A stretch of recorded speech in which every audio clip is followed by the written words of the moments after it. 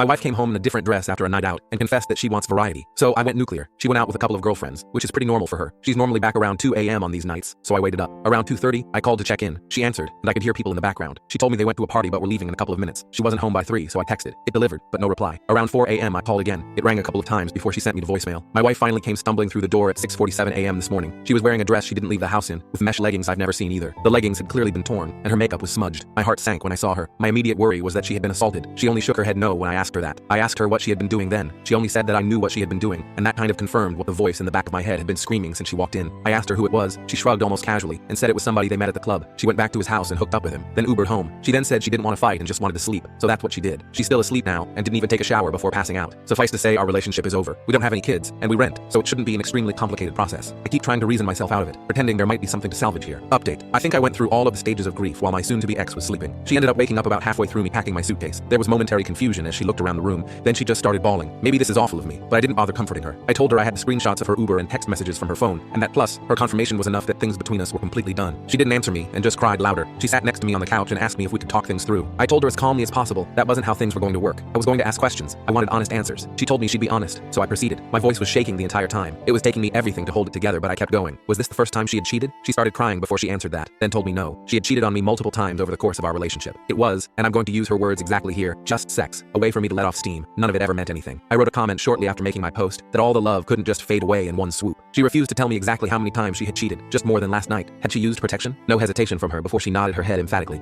Were her friends also cheating on their spouses? Yes and no. I tried to get her to tell me which of her friends were cheating so I could get in contact with their spouses. She probably should have, because her refusal led to me messaging pretty much the romantic partner of every one of her girlfriends I could find on social media. There are a couple I don't know or couldn't find, but I did my part. Why did she do it? This was the answer that gutted me the most. I'm going to use her exact words again. I need to have sexual variety. I told her that it's not like our sex life is dull, she clarified. It's not the same as something new. I didn't even have a response to that one. I had expected something about me working too much, or not supporting her emotionally. Nope, she just fucked other guys because she felt like it, and wanted to have some fun, when I didn't respond. She started asking me about counseling and therapy. I reiterated that our relationship was over. I'd be leaving. What she did next disgusted me. My ex tried to have sex with me. She put her hands on me and started trying to take off my clothes. I felt like I wanted to vomit and pushed her away after a couple of seconds. She started bawling again. She went to the bathroom and locked herself inside. I was just sick of everything at that point. I called her mother and told her what was going on. They both decided to drive to town, which is about an hour for them. Once I knew someone was on the way, I just grabbed my things and left. Her waterworks in the bathroom were just annoying me because it felt hollow to me, especially given the answers to my questions. I found a parking lot and sat in my car until I was able to get in contact with a buddy for a place to crash. I knew when her parents had made it to the apartment because she started calling me. When I didn't answer those, she started texting me. She had gone from sad and crying to furious. I'm a fucking piece of shit for telling her mom everything. I've received roughly 100 texts from her since leaving. They range from name calling all the way to begging me to come back, to sending me pictures of the food she ate for some reason. I haven't responded to any of them. I feel like I said my piece before leaving, so that's where I'm at now.